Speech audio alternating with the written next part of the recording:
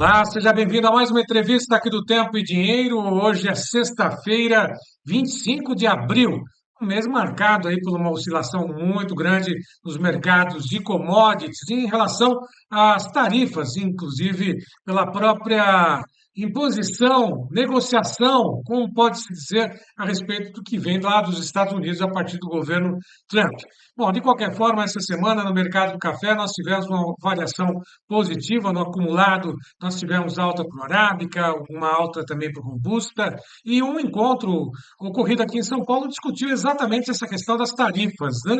E não só isso, nós tivemos também a divulgação pelo próprio mapa de que o valor bruto da produção dos cafés do Brasil em 2025 deve bater um recorde histórico, chegar aos 125 bilhões, 700 milhões de reais. Isso segundo projeções do próprio Ministério da Agricultura, Pecuária e Abastecimento, o MAPA. Para discutir um pouquinho a respeito desse tema, falar um pouquinho do que vem o que vem pela frente, principalmente em relação ao mês de maio, chuvas nas lavouras, né, preço, demanda. Nós vamos até Santos conversar com o Eduardo Carvalhais, que já está conosco, a quem agradeço a participação. Carvalhais, mais uma vez, obrigado pela tua participação. Começo perguntando exatamente essa questão desse encontro, que inclusive teve a tua participação, fez uma visita, o que estava sendo discutido, né? O que teve mais impactante nesse encontro, reunindo as mais variadas, os mais variados segmentos da cadeia produtiva de café e, lógico, consumo, exportação, etc. Bom, boa tarde a todos. O encontro é o encontro anual promovido pela ABIC, pela Associação Brasileira da Indústria de Café, que esse ano foi em São Paulo. Ela costumava sempre fazer no Nordeste, inovou no modelo, um novo modelo mais voltado ao trabalho mesmo, às reuniões, aumentaram muito o número de salas para reuniões de interesses diversos dentro das torrefações brasileiras, e qualidade também. Foi bastante interessante. Eu estive lá no primeiro dia, vi as palestras iniciais, vi a fala também do presidente da ABIC, e estava bastante concorrido. É um recorde de inscrições esse ano, né? E o mais interessante que se ouviu lá foi o Bill Murray, que é a grande liderança das torrefações americanas, falando sobre o cenário nos Estados Unidos e informando que eles já entraram oficialmente com um pedido de que não tem essa taxação de 10% para a entrada do café brasileiro no verde, né, no mercado americano, mostrando em números que eles multiplicam esse valor do café verde dentro dos Estados Unidos, que gera de empregos, 2,2 milhões de empregos em toda a cadeia lá dentro, e o que gera de impostos para o governo americano os negócios de café dentro dos Estados Unidos. Ele vê com bons olhos, ele acha que os primeiros feedbacks que tiveram do governo americano é que eles entenderam que no caso do café não vale a pena fazer essa taxação, vamos ver o que acontece. E também mostrou que o consumo lá continua bem, né? Mesmo com essa guerra com novos tipos de bebidas energéticas, o café continua sendo predominante nos Estados Unidos, e na última pesquisa 66% dos americanos se declaram tomadores de café, uma média de 3 xícaras de café por dia. E o mais interessante é que são os jovens que lideram isso, né? São os mais jovens, mostrando um belo futuro para o café nos Estados Unidos, como também está acontecendo na China.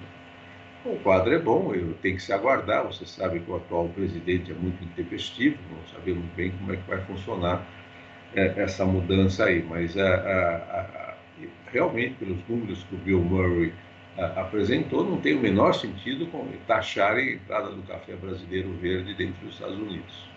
Bom, de alguma forma, a taxação do café verde aqui em 10%, outros países seriam penalizados. Falam-se exatamente sobre essa condição para outros países produtores de café, Carvalhais. Também isso foi aventado nesse encontro? Não foi aventado, mas aí está o lado ruim disso. Se tirarem para todos, os impostos que estavam falando para o café brasileiro são muito menores, por exemplo, quanto ao Vietnã. Mas eu acredito que nós já temos uma boa posição nessa disputa mundial com todos os outros países produtores de café, e que não interessa realmente impostos dos Estados Unidos, que é o grande consumidor do mundo, para o café verde. Nós temos produtividade, nós temos qualidade cada vez melhor, então nós temos todas as condições de concorrer, e mesmo no caso do Conilon, estão crescendo bastante as exportações.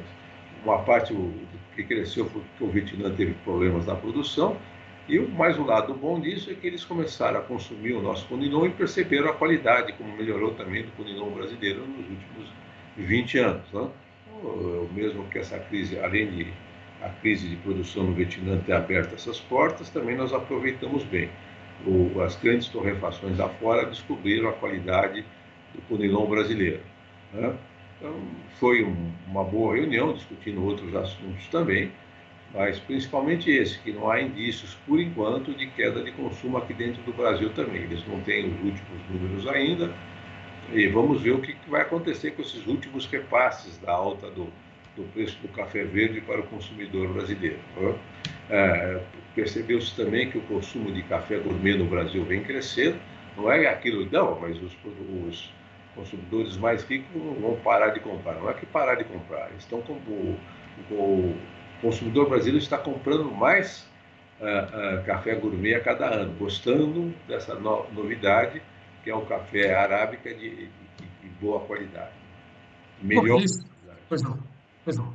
Melhor qualidade, sem dúvida nenhuma, né? Também agrega valor àquele produto que já tem uma alta performance, por dizer assim, né? No gosto dos provadores, né? Dos apreciadores de café Brasil afora, mundo afora. Agora, Carvalho, é sempre aquela dúvida, né? Com relação à safra. Os produtores falam que a safra vai ser menor do que a safra anterior. Chegou-se a algum consenso? Ou pode ser igual, ou mais do menos? Como é que foi discutido e como é que você, pessoalmente, tem acompanhado essas informações a respeito da safra? Chuva chegou em algumas regiões, falou-se em quebra da safra já antecipada em outras. Como é que você está pesando todas essas informações? Bom, as chuvas daqui para frente, né, começa a colheita, elas começam a atrapalhar. O que tinha que chover, já deveria ter chovido até agora, sabe? A chuva que cair agora não adianta nada para essa safra 2025. Inclusive atrapalha não só a colheita, encarecendo a colheita, como derrubando a qualidade do café colhido. Então está na hora daqui para frente, principalmente a partir do final de abril, que essas chuvas diminuem para que essa foi uma das grandes vantagens que o Brasil sempre teve na produção de café, de verões chuvosos e inverno seco. No inverno seco, significa que nós colhemos o café com tempo seco, melhorando a qualidade desse café.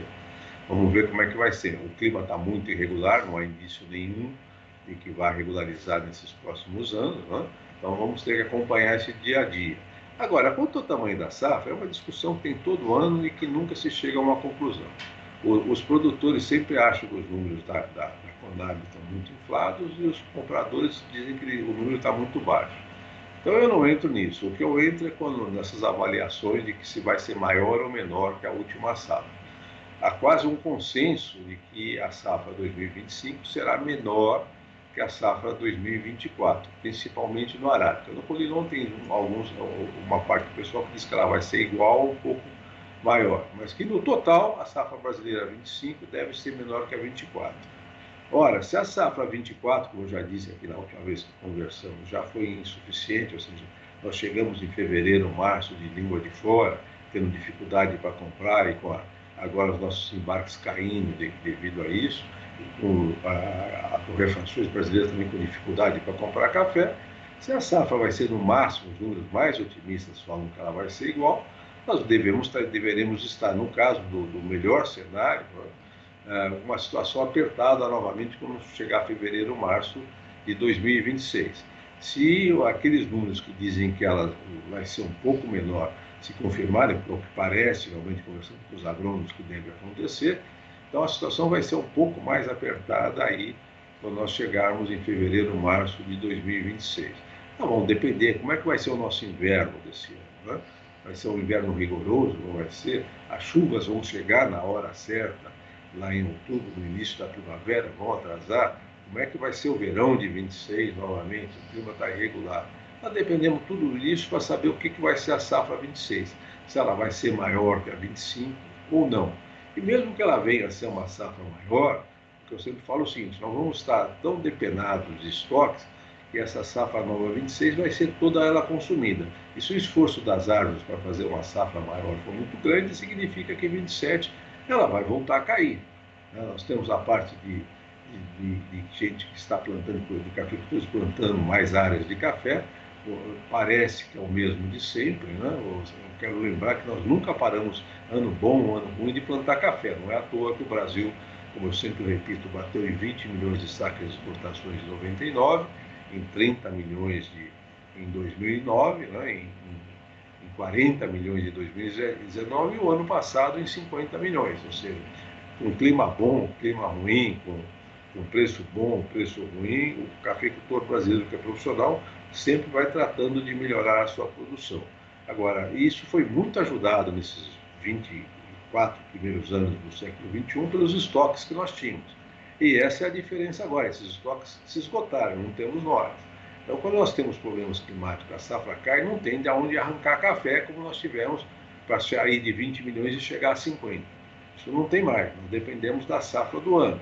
O problema climático se repete no mundo todo agora, o Vietnã tem o mesmo problema, a Indonésia tem o mesmo problema, e o consumo na Ásia vem crescendo de um modo consistente, isso é um consenso também. O que o líder das torrefações americanas, Bill Murray, falou também animou, mostrando que os jovens lideram o consumo americano. Não? Então, tudo isso aponta para um cenário que não se deve pensar que o consumo vai cair. Nós temos esse novo fator, que é o fator do novo presidente americano ser muito intempestivo nas falas. Nós não sabemos o que isso vai significar, ele está no início do mandato dele de 4 anos. Nós temos o problema da guerra, a invasão de Israel, o ataque terrorista em Israel pelo Hamas. Nós não sabemos como é que isso vai se desenvolver também nos próximos anos. E temos o problema da Rússia invadindo a Ucrânia. Então, ou seja, os problemas todos já eram grandes, agora temos mais essa guerra tarifária americana. Isso tudo é que pode mudar o cenário de consumo de café em 2026, 2027. Mas isso não há como prever. Eu sempre falo que é impossível, nem com bola de cristal, enxergar o que vai acontecer em 2026.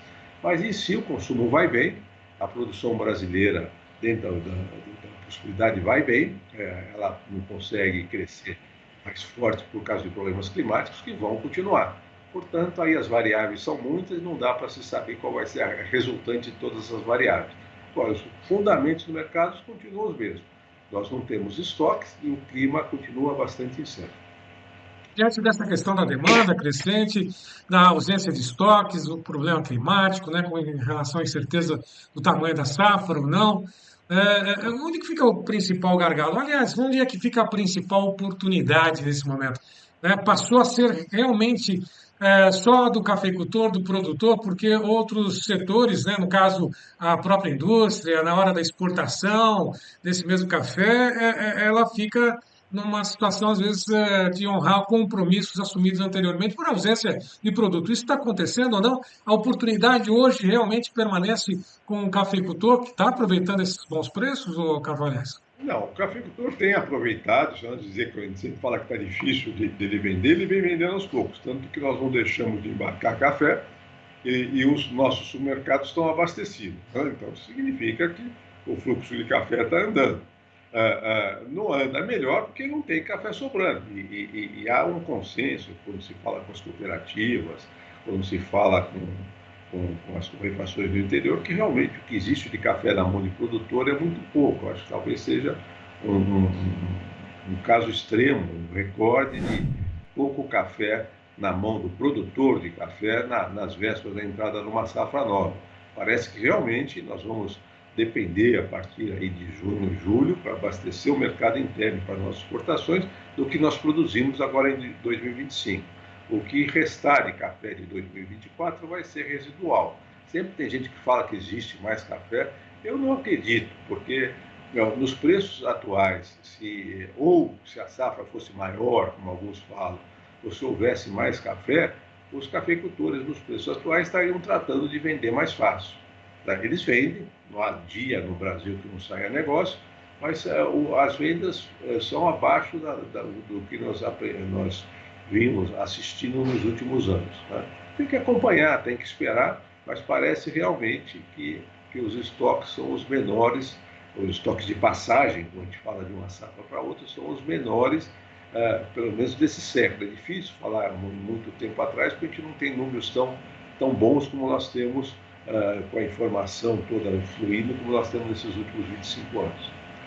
Agora, uma curiosidade só para finalizar contigo. Falou-se que o Brasil poderia exportar mais se tivesse mais café. E falou-se também a respeito de muitos navios que ficaram aguardando ainda para poder fazer o embarque desses mesmos cafés aí durante um período, além daquilo que seria do normal. Isso realmente aconteceu. Muito navio ficou aí à espera para poder embarcar esse café, que não tinha ainda suficiente para poder fazer esses embarques, ou isso faz parte ainda da narrativa, não digo narrativa, porque hoje é um termo tão chulo, né, de usar, falar de narrativas, né, mas o que de fato houve, né? Sobraram navios à espera do café ou faltou realmente uma programação maior ou faltou café para ser embarcado? Não faltou. O café, o que houve foi que, após a pandemia, o fluxo de comércio mundial cresceu, somente entre os Estados Unidos e China, né? E nós estamos aqui no canto do mundo. Então, a dificuldade de se conseguir navios eram maiores, de se conseguir contêineres.